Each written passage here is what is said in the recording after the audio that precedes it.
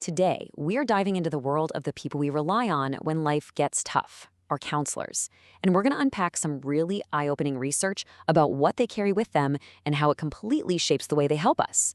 Okay, let's get into it. It's such a simple question, right? But it really gets you thinking. When the pros who guide us through our toughest times are struggling themselves, who's there for them?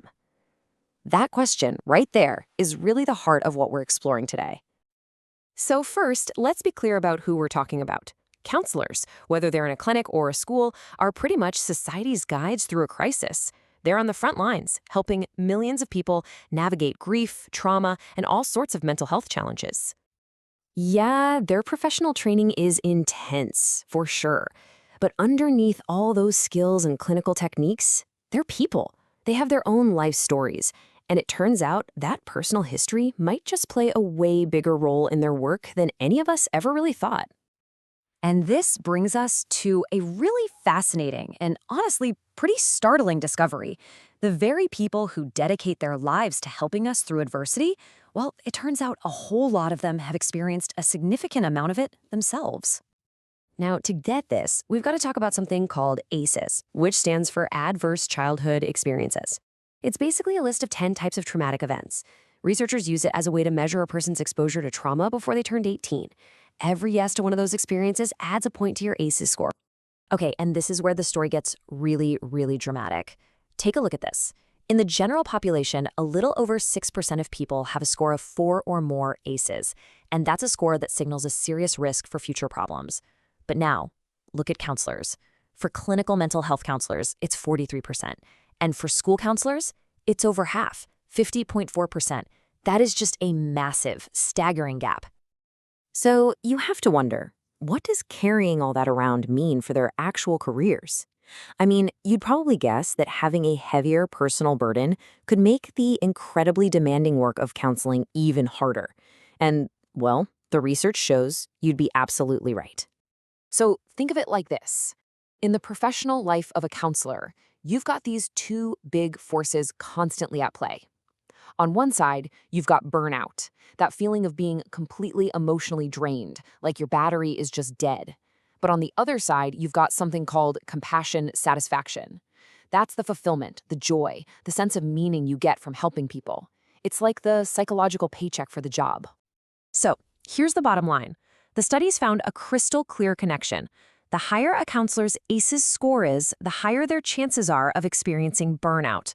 It shows how a difficult past can create a very real professional risk down the road. But wait, that is not the whole story. Not even close. Because if it were, the entire counseling profession would basically be in a constant state of crisis. But it isn't, because the research also shows us these incredibly powerful things that fight back and build resilience. And the flip side of ACEs, well, those are PCEs, or positive childhood experiences. These are the good things, the nurturing experiences that act like the building blocks of resilience. You know, feeling safe, having support, feeling like you belong. They give you that solid foundation to stand on. And this slide just nails it. You can really think of it like a tug of war. A high ACEs score is constantly pulling a counselor toward burnout. But a high PCE score pulls them right back. It acts like this powerful buffer that really lowers the risk. So it's not just about the bad things that happen to you, it's also about the good things that help to build you up. All right, now this is where things take a turn that I genuinely did not see coming. Just when you think you've got the formula all figured out, ACEs are bad, PCEs are good, the data throws us this beautiful, fascinating curveball. I mean, the logical assumption is pretty simple, right? More adversity should mean more burnout, less satisfaction, but that's not what the data shows. It points to something, well, something way more complex and honestly pretty inspiring. Get a load of this. This is the paradox in black and white.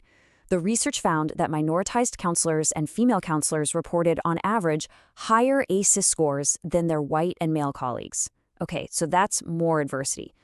But, and this is incredible, they also reported higher levels of compassion satisfaction, that professional fulfillment we were talking about. So more adversity, but also more reward from the work. How is that possible? And this, right here, is the beautiful idea of the wounded healer. The theory is that the actual experience of navigating your own trauma can forge a totally unique kind of strength. Yes, it absolutely increases the risk for burnout, but it might also cultivate this deeper well of empathy, of resilience, and a really profound sense of purpose in helping others who are going through it. In a way, their wounds become a source of their healing power. So what on earth do we do with this information? I mean, knowing about this hidden dynamic completely changes how we should think about supporting counselors. It's obviously not as simple as just telling them to do more self-care. The takeaways here are huge. Counselor training shouldn't just be trauma-informed about their clients. It needs to be trauma-attuned, helping them understand how their own stories are showing up in their work. And the responsibility for wellness can't just fall on the individual.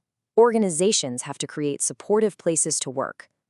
But maybe most importantly, we have to start seeing a counselor's personal history for exactly what it is, a source of both profound strength and, at the same time, potential vulnerability. So we end up right back where we started, but with a totally new lens. Our healers aren't blank slates. They are people who very often carry heavy burdens from their own pasts. But it is from navigating those very burdens that so many of them find their deepest strengths. And knowing that, well, that changes everything.